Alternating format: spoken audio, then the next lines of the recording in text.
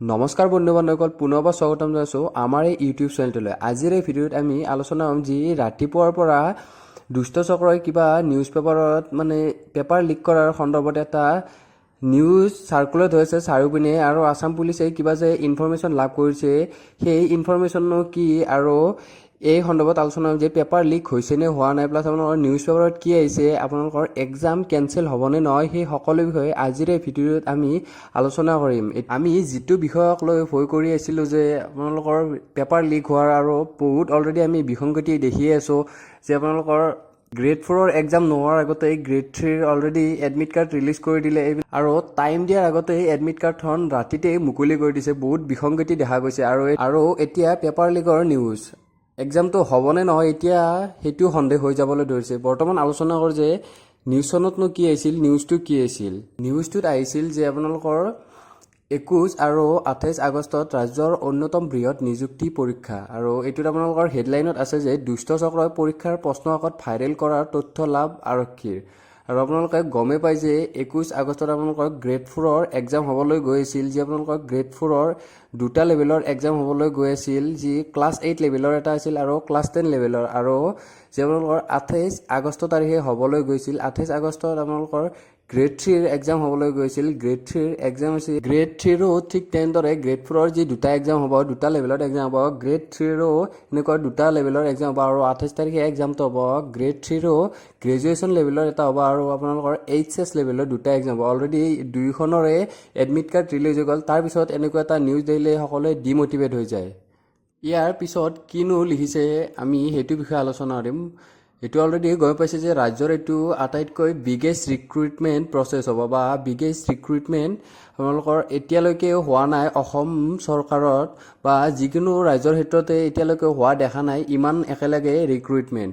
এইটো আপোনালোকৰ biggest recruitment বুলি কৈছে আৰু 26,000 পদৰ যি তৃতীয় আৰু চতুৰ্থ বৰ্গৰ পদৰ বাবে জিলাই লিখিত পৰীক্ষা পাতিব ওলাইছে। তাৰ কাৰণে টোটেল 12 লাখ কেণ্ডিডেটে এপ্লাই কৰিছে আৰু 12 লাখ কেণ্ডিডেটে ইয়াৰ বাবে এক্সাম দিব।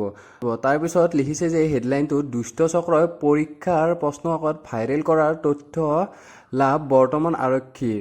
আপোনালোকৰ বৰ্তমান ইনফৰমেশ্যন লাভ কৰিছে এতিয়ালৈকে যি অসম আৰক্ষী আছে অসম আৰক্ষীয়ে বৰ্তমান ইয়াৰ ভাইৰেল কৰাৰ বৰ্তমান ইনফৰমেশ্যনে লাভ কৰিছে। আৰু ইয়াৰ পিছত লিখিছে যে যি সমাগত 21 আৰু 28 আগষ্টত ৰাজ্য চৰকাৰৰ অসম চৰকাৰ টোটেল 26,000 পদৰ থাৰ্ড গ্ৰেড আৰু ফ'ৰ্থ গ্ৰেডৰ লিখিত পৰীক্ষা ৰিটেন এক্সাম অনুষ্ঠিত কৰিবলৈ গৈছিল কিন্তু তাৰ মাজত বিভিন্ন ধৰণৰ খেলিমেলি দেখা গৈছে আৰু দুষ্ট চক্ৰই আপোনালোকৰ চাঞ্চল্যকৰ তথ্য লাভ কৰিছে অসম আৰক্ষীয়ে। আনহাতে এই পৰীক্ষাটো সুচাৰুৰূপে নিকাৰূপে অনুষ্ঠিত কৰিবলৈ আমাৰ CM ডাঙৰীয়াই হিমন্ত বিশ্ব শৰ্মাই কৈছে যে নিকাভাৱে এক্সামটো পাতিব দিছে। আৰু ইয়াৰ পিছত যে এতিয়ালৈকে এটা গুড নিউজে বৰ্তমানলৈকে পেপাৰ যে লিক হৈছে ইয়াৰ কোনো ইনফৰমেশ্যন পোৱা নাই বাছ ভাইৰেল কৰাৰ তথ্যই লাভ কৰিছে। পেপাৰ লিক হ'লে আপোনালোকৰ কিবা নহয় কিবা ৰিকভাৰী হোৱাৰ নিউজ আহিলে বা আপোনালোকৰ পোৱা গ'লে নিউজটোৱে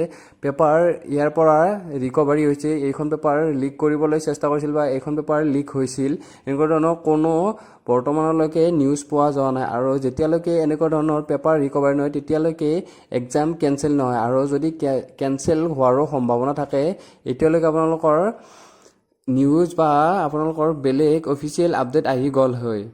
এতিয়া মেইন কথাটো জানিবলগীয়া কথা যে বৰ্তমানলৈকে পেপাৰ লিক হোৱা নাই। যদি পেপাৰ লিক হ'লে বৰ্তমানলৈকে কিবা নহয় কিবা আপোনালোকৰ বেলেগ আপডেট আহি গ'ল হয় আসাম পুলিচৰ দ্বাৰা। বৰ্তমানলৈকে কোনো ধৰণৰ পেপাৰ ৰিকভাৰী হোৱা নাই বা পেপাৰ লিক হৈছে যে এনেকুৱা ধৰণৰ পেপাৰ পোৱা নাই। জাষ্ট দুষ্ট চক্ৰই যে ইয়াৰ ভাইৰেল কৰাৰ কিবা এটা ইনফৰমেশ্যন পাইছে সেইবাবে আপোনালোকে এক্সামটো প্ৰিপাৰেশ্যন কৰি থাকক। আপোনালোকে এক্সামটোৰ প্ৰিপাৰেশ্যন এৰি নিদিব, নিজকে ডিমটিভেট নকৰিব। আপোনালোকে নিশ্চয়কৈ পঢ়াত লাগি থাকক আৰু প্ৰিপাৰেশ্যন কৰি যাওক।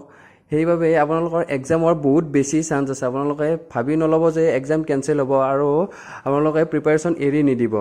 ইয়াতকৈ কিবা যদি বেলেগ অফিচিয়েল আপডেট আহি যায় তেনেহ'লে আপোনালোকক নিশ্চয়কৈ জনাই দিওঁ। আপোনালোকে আমাৰ লগত কানেক্ট হৈ থাকিব আৰু কানেক্ট হ'বলৈ আমাৰ হোৱাটছআপ গ্ৰুপতো জইন হৈ ল'ব পাৰে আৰু নহ'লে আপোনালোকক যদি বিনামূলীয়া PDF বিলাক লাগে আপোনালোকে আমাৰ টেলিগ্ৰাম গ্ৰুপত জইন হৈ ল'ব। ডিছক্ৰিপশ্যন বক্সত ইয়াৰ সকলো লিংকবিলাক দিয়া আছে আৰু বিভিন্ন ধৰণৰ আসাম ডাইৰেক্ট ৰিক্ৰুইটমেণ্টৰ আমি সকলোবিলাক টপিক ৱাইজ কভাৰ কৰিছোঁ। আমি এক্সপেক্টেড কাট অফ তাৰপিছত আপোনালোকৰ চেলাৰী বিষয়ে আলোচনা কৰিছে, প্লাছ আপোনালোকৰ যি নতুনকৈ নটিচ আহিছে আপোনালোকৰ এডমিট কাৰ্ড ডাউনলোড নহ'লে আমি আলোচনা কৰিছোঁ কেনেকৈ ডাউনলোড কৰিব পাৰিব আৰু চিলেকশ্যন প্ৰচেছ আৰু কিতাপবিলাক কি বেষ্ট বুক হ'ব সেই সকলো বিষয়ে আমি আলোচনা কৰিছোঁ, আপোনালোকে গৈ চাব পাৰে।